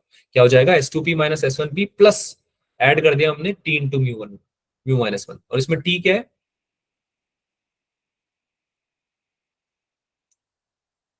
T क्या है बच्चों? Thickness of glass, glass lab. Slab. है ना। और म्यू क्या है? म्यू क्या है? Refractive index, refractive index. है ना, उसका रिफ्रैक्टिव इंडेक्स ग्लास लैब का। तो इसको आगे फर्दर सॉल्व करेंगे इसमें, तो बाकी पूरा पूरा जो डेरिवेशन है वो सेम है, जो हमने पहले पढ़ चुके हैं ना, सेम है, बस उसमें ये वाला टर्म थोड़ा ऐड हो गया, plus T into mu minus, है ना, ये वाला टर्म ऐड हो गया।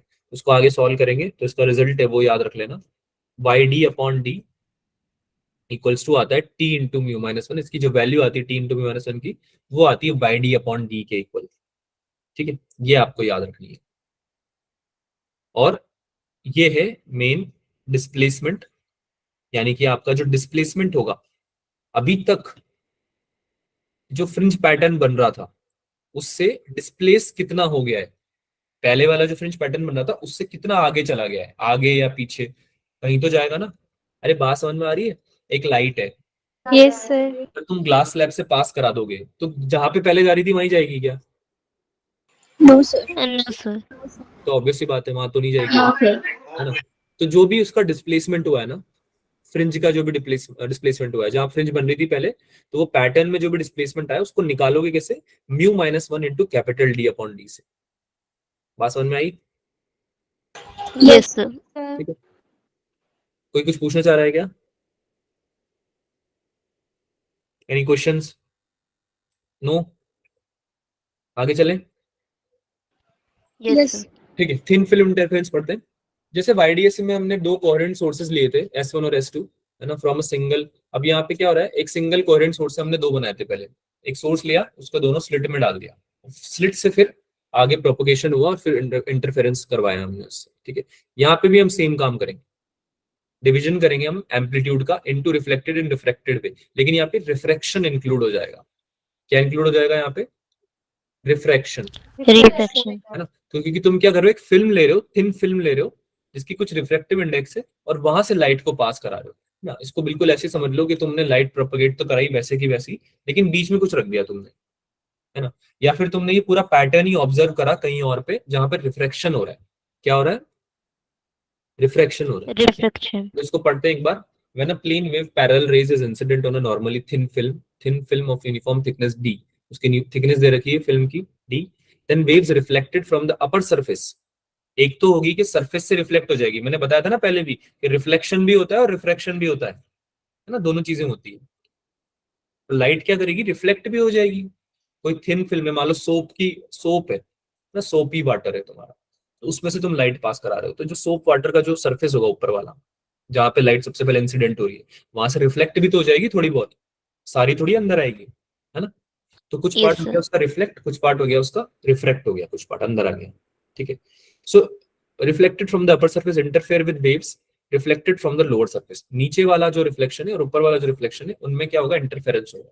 Clearly the wave reflected from the lower surface travel an extra optical path of 2 mu D. 2 mu D क्यों बोला है बच्चों मैंने? क्योंकि इस बार हम म्यू को भी कंसिडर करेंगे, रिफ्रैक्टिव इंडेक्स को भी कंसिडर कर रहे हैं, राइट। मैंने बात की थी ना कि जब भी रिफ्रैक्टिव इंडेक्स इंक्लूडेड होगी तो आपका जो पाथ डिफरेंस होगा वो केवल डेल्टा एक्स नहीं होगा, म्यू टाइम्स हो जाएगा। ठीक है, तो जो ऊपर से आ रहा है वो पोर्शन और जो नीचे से आ रहा है वो पोर्शन, दोनों का मिला के कितना हो जाएगा, 2 म्यू डी। अब तुमको बात करनी है कंस्ट्रक्टिव और डिस्ट्रक्टिव इंटरफेरेंस की। क्या आवाज आ रही है क्या मेरी? Yes, sir. Yes, sir. ठीक है, हाँ भाई आगे देखो। Further if the film is placed in the air, the wave reflected from the upper surface from a denser medium suffers a sudden phase change of phi। अब since आपका path में difference आया है, आपका phase भी change हो जाएगा। कितने से change होगा? पाई से। While the wave reflected from the lower surface from a rarer medium suffers no such phase change। जो rarer medium से आ रहा है उसमें कोई phase change नहीं आएगा, लेकिन जो denser medium से आ रहा है उसमें phase change आएगा। तो डिस्ट्रक्टिव इंटरफेरेंस के लिए इसमें थोड़ा उल्टा होता है सीन, इसमें होता है n lambda, 2 mu D will be equals to n lambda. जो मैं लिख रहा हूँ वो दिख रहा है क्या स्क्रीन पे? No, sir. No, sir. एक सेकेंड रुको।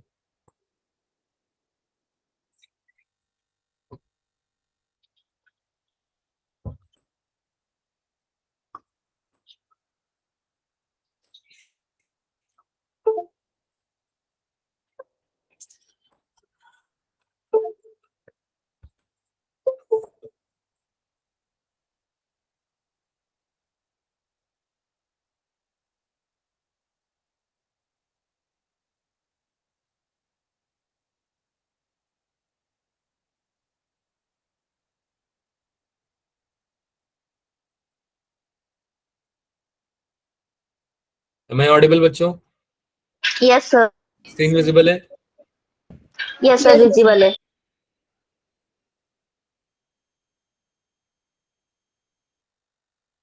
Okay I got it. ठीक है, तो आगे चलते हैं।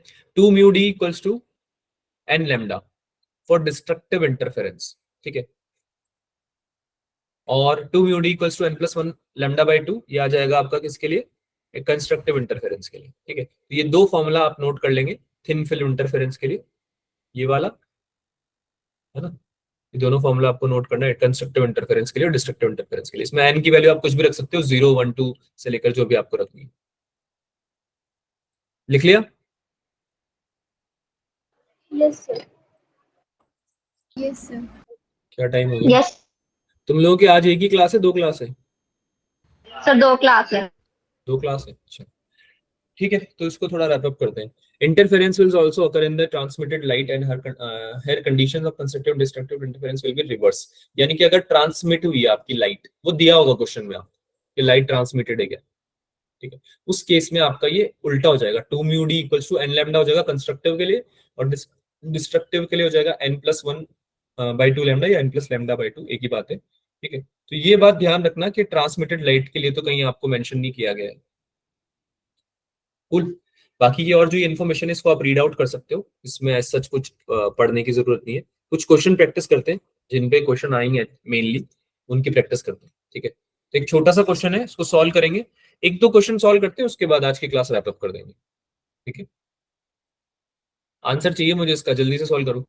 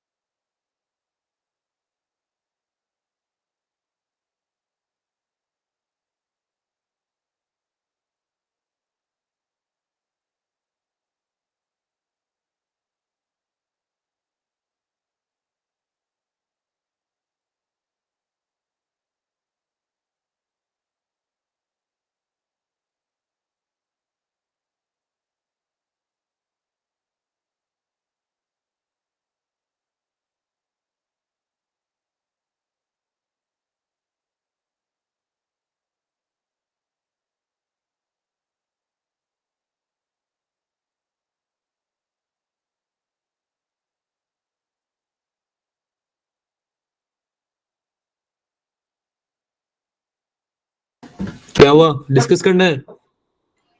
सर 0। यस सर, डिस्कस करेंगे। क्या हुआ बेटा? सर ऑप्शन ए आ रहा है। ऑप्शन ए आ रहा है? सबका ए आ रहा है क्या? किसी का तो जीरो भी आ रहा है।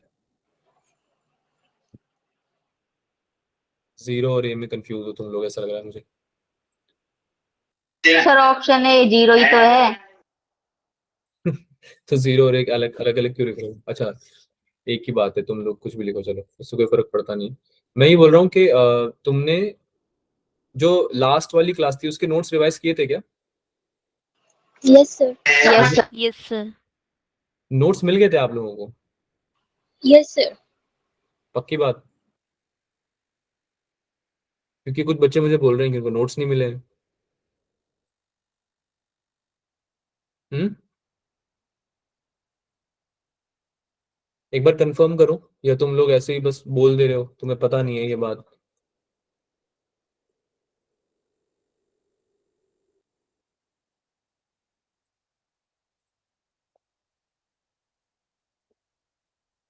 हाँ भाई, ठीक है, कूल।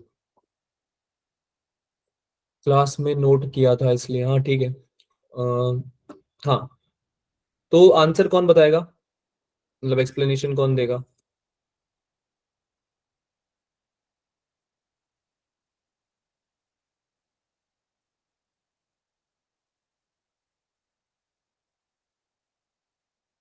एक्सप्लेनेशन तो दे दो, इसमें इतना डिफरेंस डिफिकल्ट थोड़ी है क्वेश्चन।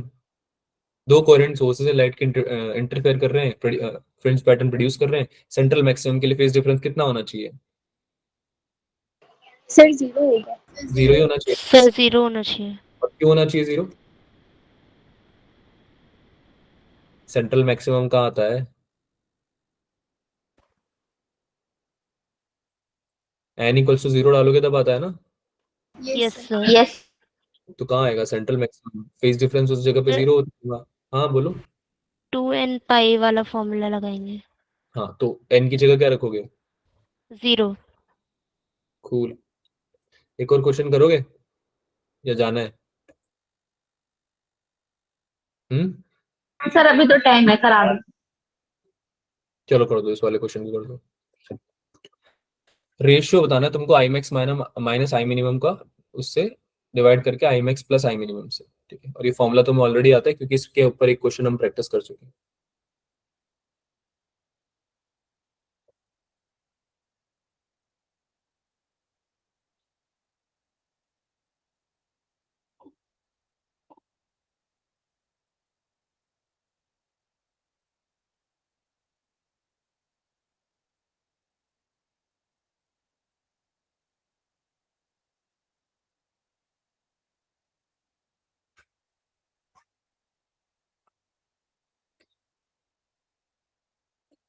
करो, सॉल्व करो।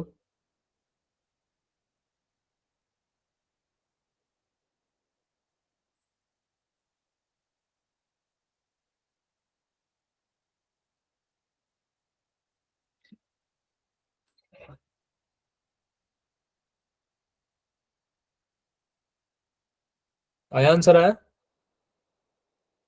Sir 1 minute. ओके।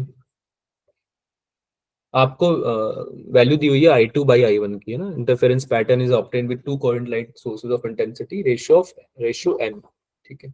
यानी I2/I1 या I1/I2 कुछ भी बोल लो, I2/I1 की आपको वैल्यू दी हुई है n, ठीक है।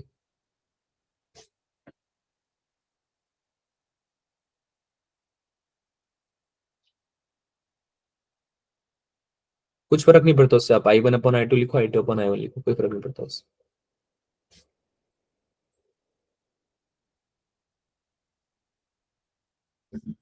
करें, डिस्कस करें।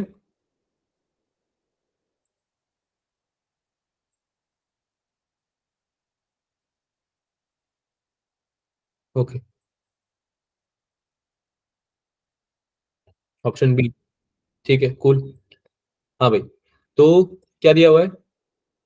I2/I1 की वैल्यू दी हुई है n, ना, दोनों इंटेंसिटीज के बीच के आपको बिल्कुल रेशियो दिया हुआ है बेसिकली आपको। तो आपको इसको आप ऐसे भी लिख सकते हो, I2 = I1n, है ना। अच्छा, आई मैक्स और आई मिनिमम, इन दोनों की कहानी है इसमें केवल। तो आई मैक्स की वैल्यू क्या होती है? √I1 प्लस √I2 का होल होल स्क्वायर। स्क्वायर, है ना। और आई मिनिमम क्या होता है? √I1 माइनस √I2 का होल स्क्वायर। होल रूट नहीं होता, सिंगल सिंगल सिंगल इंडिविजुअली भी रूट होता है। √I1 माइनस √I2 का होल स्क्वायर, ठीक है। अब इसमें आप I1 और I2 का उल्टा भी लिख सकते हो। अगर आप I2/I1 लिख रहे हो तो आप I2 + I1 या I2 - I1 भी लिख सकते हो, ठीक है। जैसे कि मैंने यहाँ पे I2/I1 का लिखा है ना, रेशियो n, तो मैं यहाँ पे I2 - I1 लिख दूंगा ताकि आप कंफ्यूज मत हो। वैसे तो खैर ये होल स्क्वायर है, तो इससे कुछ फर्क पड़ेगा क्या बच्चों? जो भी वैल्यू आएगी नो उसका हम सर। पॉजिटिव निकाल, है ना। तो अब ये रेशियो किसका पूछ रहा है? ये minus this upon this plus this, ठीक है। तो उसको सॉल्व कर लोगे, कैसे करेंगे सॉल्व? I2 + I1 का whole square minus √I2 - I1 का होल स्क्वायर, डिवाइड कर देंगे √I1 + I2 के होल स्क्वायर से, प्लस √I2 - I1 का होल स्क्वायर। ऊपर माइनस आएगा, नीचे प्लस आएगा। डिवाइड जब करोगे इसको डिवाइड करके लिखते हैं हम डायरेक्टली। आई होप आपको समझ में आ जाएगा। √I2/I1, ठीक है। क्या आएगा ऊपर? क्या आएगा? +1 का होल स्क्वायर, है ना, माइनस यस सर। I2/I1 -1 का होल स्क्वायर, है ना। डिवाइड कर दिया ना बेसिकली I1 से हमने ऊपर नीचे। और सेम चीज आ जाएगी नीचे, बस यहाँ पे प्लस आएगा, है ना। सेम चीज आएगी नीचे, बस यहाँ पे क्या आएगा? प्लस आ जाएगा, ठीक है। अब इसको सॉल्व कर सकते हो, i2/i1 की जगह क्या रख दोगे तुम, n रख दोगे, यस सर। है ना। तो कितना हो जाएगा, √n+1 का होल स्क्वायर, √n+1 का होल स्क्वायर माइनस √n-1 का होल स्क्वायर, यही बना ऊपर। Yes sir. नीचे बनेगा √n+1 का होल स्क्वायर प्लस √n-1 का होल स्क्वायर, यानी कि सेम क्वांटिटीज बनी ऊपर और नीचे, बस प्लस और माइनस का अंतर है। अब इसको सॉल्व करने के लिए क्या करोगे, कैसे क्या सॉल्व बताओ, रैशनलाइज कर लो, है ना। रैशनलाइज करना आता है सबको, अरे रैशनलाइज करना आता है ना, या यस ना सर। नहीं आता, Yes. ठीक है। इसको सॉल्व करोगे तो मेरे ख्याल से बी ऑप्शन आ रहा है आंसर, 2√n/n+1, ये आ रहा है क्या, यस सर। यस ठीक है। सर। सॉल्व कर लेना बच्चों, अगर नहीं आता है तो इसको तो मुझे बताना, अगली क्लास में हम इसको सॉल्व भी कर लेंगे। वैसे तो मुझे लगता है कर लोगे आप यहाँ से, तो रैशनलाइज करना है इसमें और कुछ नहीं, ठीक है। Yes, sir. ठीक है, फ्रेशनल नेक्स्ट क्लास में पढ़ते हैं, छोटा सा टॉपिक है वैसे तो ये, ऐसा कुछ ज़्यादा प्रॉब्लम नहीं है। अगली क्लास में हम डिफ्रेक्शन चालू करेंगे, आज हमने इंटरफेरेंस को ऑलमोस्ट खत्म कर दिया है, इंटरफेरेंस आपका ओवर हो चुका है, ठीक है। नेक्स्ट क्लास में जो है हम डिफ्लेक्शन करेंगे, तो आपको पढ़ के आना है तो आप पढ़ के आ सकते हो डिफ्लेक्शन थोड़ा सा, ठीक है। लेकिन होमवर्क जरूर करके आना है, क्या है, इंटरफेरेंस तक, टिल इंटरफेरेंस डीपीपी के सारे क्वेश्चन सॉल्व होने चाहिए। एनसीईआरटी एनसीईआरटी बोल रहा हूँ, प्रीवियस ईयर क्वेश्चंस आपके साथ मैं आज शेयर कर दूंगा, तो अगर ये हो जाए तो इसके बाद ये वाला टास्क है, ठीक है। बेटा हाँ ना तो बोलो, यस सर। यस ठीक है। Sir. DPP Yes, sir. Solve अगर वो हो जाए तो आप उसके बाद पीवाईक्यू सॉल्व कर सकते हो, आज मैं शेयर कर दूंगा इसको। कूल, किसी को कोई डाउट है आज की क्लास में, नहीं, ठीक है। सो यहीं तक रखते हैं आज की क्लास को, है ना। नेक्स्ट क्लास में